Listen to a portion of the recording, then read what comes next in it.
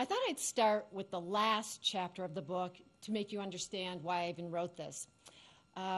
Many of you are familiar with the Second Amendment case that the court decided about a year and a half ago, the D.C. handguns case. And that was the very first time that the Supreme Court said that there's an individual right to own firearms, handguns, in the Constitution. And Justice Scalia wrote that opinion. It was the biggest majority opinion he had had to date, and he came on the court in 1986.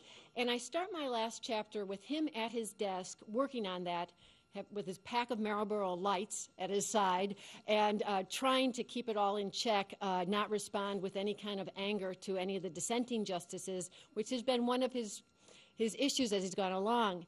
And I just mention that because I found that as I was actually working on this book, he was becoming more and more important. Many people said, why Justice Scalia, especially after doing something on Justice O'Connor, who really was a vote who influenced her fellow justices and who ended up controlling the court. Justice Scalia was never known for that.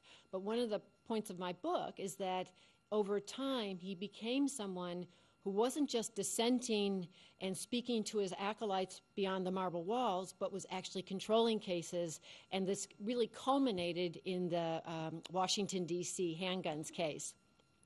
I thought I'd talk a little bit about how I ended up talking to him and getting access, a little bit about what I found out, what surprised me, and just hit a couple of highlights and then turn it over to Barry. Justice O'Connor was Ronald Reagan's first appointment, of course, chosen to fulfill his campaign promise of the first woman on the court. But as I was doing research on her, I realized that the real manifestation of Ronald Reagan's cultural social revolution, the counter-revolution, was Antonin Scalia, appointed in 1986. He was much more the kind of person who Ronald Reagan and many of the people who supported Reagan wanted on the court. So that interested me in Justice Scalia. I had actually interviewed him for the first time back in 1990 when I was still with Congressional Quarterly and before I ended up at the Washington Post and USA Today. And once I decided to do the book on him, I wrote him a letter and I said, you know, I've gotten this contract to do this book. I know we've known each other, and I had to admit to him that when I was with Congressional Quarterly, he liked me. When I was with the Washington Post, he didn't.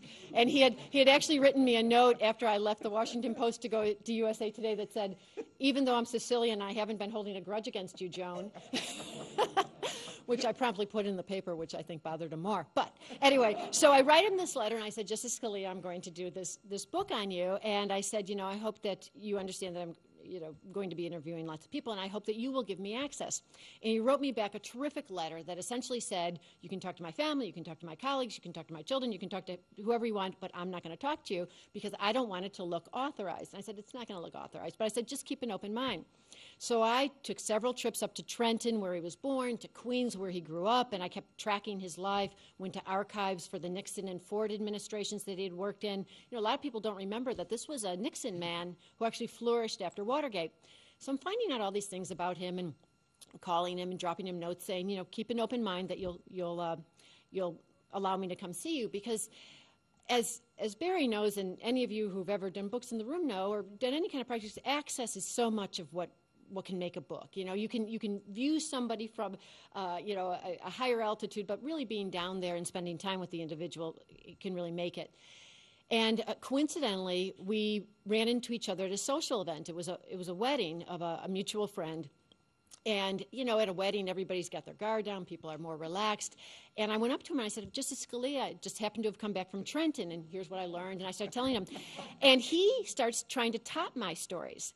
And one of my favorite of this moment was I said, Justice Scalia, do you know that the very first time your father was ever mentioned in the New York Times was 1934? He had a very distinguished father. He was a PhD. The father had actually come to America from Sicily and had known hardly any English, and then gone on to earn his PhD at Columbia and become a teacher of Romance languages at Brooklyn College. And this father was quite distinguished and had won a very prestigious fellowship to Florence in 1934. And I said, it was noted in the New York Times. Isn't that cool? And he says to me, well, but did you know that I was conceived on that trip? And I thought, no amount of research, as Barry knows, no amount of research could have gotten me that detail.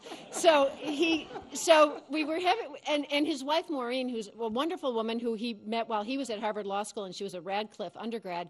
She came up to me, and she starts telling more stories. In fact, she was the one. What other bit of background on this really amazing Italian-American who has gone on to contribute so much to the law, as Justice John Paul Stevens says, for better or for worse.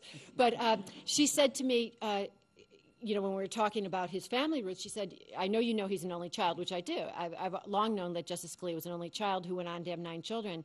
But she said, do you know that he was also the only offspring of his generation? Out of these 2 striving Italian families, this was the only child produced of his generation, and which I think is also sort of instructive for his personality. But anyway, after that moment at this mutual friend's wedding, he started calling me for information about his family because I had done all this research, and I think he also, I actually think he sort of felt sorry for me going up to Trenton so much. And, and I said, gosh, with Justice O'Connor, I got to go to Phoenix and Palo Alto. She was from Stanford. So, then I'm in Trenton and Queens. But so he started letting me come to his office, and we ended up with about a dozen interviews. And I have to say, he never pulled back from his most controversial statements. In fact, that was one of the things I found surprising, is that he came on even stronger. If I said, what about this that you said from the bench? What about that? He would say, well, I know that, that bothered some people, but it got their attention. So he really, and on religion and race and issues that, frankly, a lot of people find troubling and have gotten him certainly some critical press coverage and law review commentary, he did not back away from it all, and in fact came on much stronger. So I have to say that the access that he ended up giving me was quite helpful. He has one surviving aunt who lives up in the Trenton area who happened to be only 12. She was 12 when he was born, so she remembered him quite well and was his babysitter, and she said, he was crying all the time. But but this is a 12-year-old taking care of her little nephew, which can't have been all that much fun. But anyway, so I did a lot of research through her, and then also, of course, through his fellow justices, who were quite candid and open about him. And I think some of you might know that his closest friend on the Supreme Court is a liberal, Ruth Bader Ginsburg, who they met in the 70s. They both came from the East Coast. They're both academic types.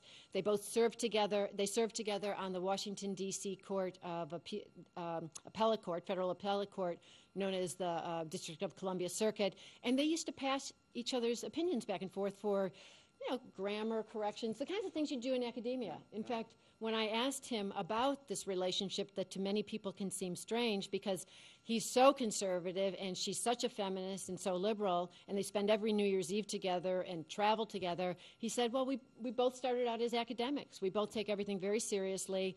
And during her confirmation hearings, I remember Senator Herb Kohl said, what's with you and Scalia?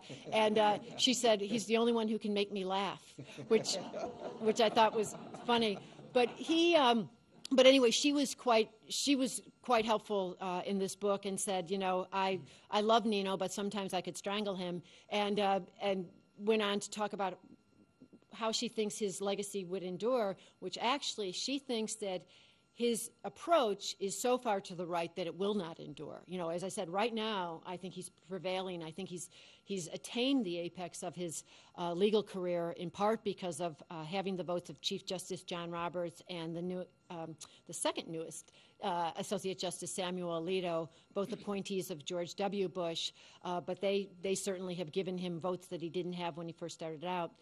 Justice John Paul Stevens, who is likely to be our next retired justice, who's going to turn 90 in April, but is so sharp, and it will be a real loss to the nation when he does leave. He's quite active still at the court. He said to me, that he really admires Scalia for his passion, for his energy, what he's been able to do to the law. But at one point in one of our conversations, he says, some of it has been destructive. As many of you know, especially you Floridians, they were on the opposite sides of Bush v. Gore. Justice Scalia, of course, voting for George W. Bush. Justice Stevens writing a very strong dissent on behalf of the arguments from then Vice President Al Gore. And finally, I'll just mention one other colleague of his, and that's Justice Thomas, who, a lot of people say, well, what's he really like? He doesn't talk at all in court. What's with that? But I have to say that he is quite talkative. He is quite open, and both for the O'Connor book and the Justice Scalia book was quite generous with his time.